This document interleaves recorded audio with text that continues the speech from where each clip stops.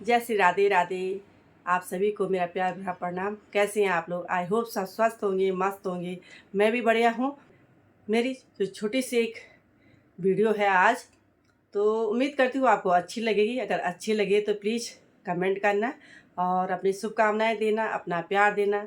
और साथ में आप लोगों का बहुत बहुत धन्यवाद भी करना चाहती हूँ, आभार व्यक्त करना चाहती हूँ कि आप लोगों का प्यार, सपोर्ट और हमें आगे बढ़ा रहा है और हमारे अंदर एक सकारात्मक ऊर्जा पैदा हो रही है और एक दूसरे की से पहचान भी हो रही है। तो बहुत कुछ इस यूट्यूब से हमें मिल रहा है, लोगों से परिचय हो रहा है, अच्छे लोगों की शुभकामनाएं मिलती है, उनकी दुआएं मिलती हैं। तो इससे ज़्यादा और क्या चाहिए। तो आप सभी का पुनः एक बार बहुत बहुत धन्यवाद। तो एक छोटी सी कहानी मैं आपको सुनाने जा रही हूँ, आप उसको सुनिएगा और बताइएगा कैसी कहानी है। जो भी काम करें सोच समझ कर करें। ऐसी एक छोटी सी लोक कथा है, सत्य कथा है कि एक बार एक बुजुर्ग जो होते हैं किसी बच्चे पर, नवयुवक पर चोरी का इल्ज़ाम लगाते हैं और उसके लिए केस दायर कर देते हैं। तो वो बच्चा जब अदालत में पेश होता है तो वहाँ पे उसका कोई भी जो जुर्म है वो साबित नहीं होता है और वो बाइज्जत बरी हो जाता है। तो जैसे ही वो घर पहुँचता है तो पूरे गांव वाले उसका मजाक बनाते हैं कि चोर चोर चोर आ गया। वो कहता है मैं तो बरी हो गया, मैंने तो कोई चोरी नहीं की थी।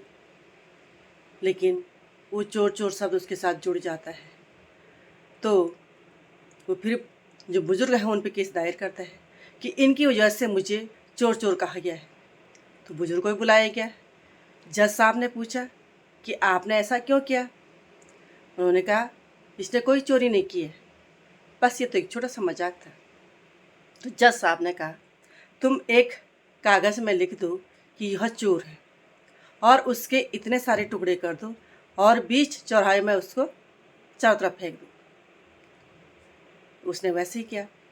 फिर दोबारा अदालत में बुलाया गया तो बुजुर्ग से कहा गया कि तुमने जो वो कागज़ जो फेंके हैं उनको उठा के लाओ। तो बुजुर्ग ने कहा कि साहब मैं कैसे उठा के लाऊं, वो तो सारे हवा में इधर तितर बितर हो गए होंगे, उनको कैसे उठाऊं। तो जज साहब ने कहा कि जिस प्रकार से तुम्हारे कागज़ तुम्हें उठाए नहीं जा रहे, तितर बितर हो गए हैं, उसी प्रकार से जो इल्ज़ाम तुमने इस पे लगाया है वो भी हवा में फैल गया है, अर्थात पूरे लोगों को पता चल गया है। अब वो तब तक इसके साथ रहेगा जब तक ये है।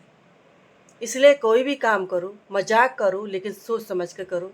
उसका जो भी परिणाम हो वो किसी के लिए दुखदाई ना हो। हमारा छोटा सा मजाक किसी को भारी पड़ सकता है, क्योंकि कोई भी चीज़ उतना ही कीजिए जितना दूसरे को बर्दाश्त हो सके या आपको बर्दाश्त हो सके। अगर जो चीज़ मुझे अच्छी नहीं लगती मैं दूसरों को बोलूँगी तो अच्छी बात नहीं है, क्योंकि मनुष्य एक सामाजिक प्राणी है, उसे समाज में रहना है। जब तक मनुष्य का समाज में मान सम्मान है तब तक वो समाज में एक इंसान की तरह रहता है, लेकिन जब उसका मान सम्मान है तो पशु तुल्य हो जाता है। इसलिए कोई भद्दा मजाक किसी के साथ भी ना करें, क्योंकि भद्दा मजाक उसके जीवन को निगल सकता है, उसको परेशानी हो सकती है, उसका जीवन नरक तुल्य हो सकता है। तो ऐसा कभी ना करें। मजाक उतना ही करें जितना कि केवल हंसी और या उसको आनंद देता हो। जहाँ से उसकी तकलीफ शुरू हो जाती है उस मजाक से, वहाँ के बिल्कुल ऐसा मजाक किसी के साथ ना करें। कहानी पसंद आई हो तो लाइक शेयर कमेंट जरूर कीजिएगा, अपनी शुभकामनाएं दीजिएगा।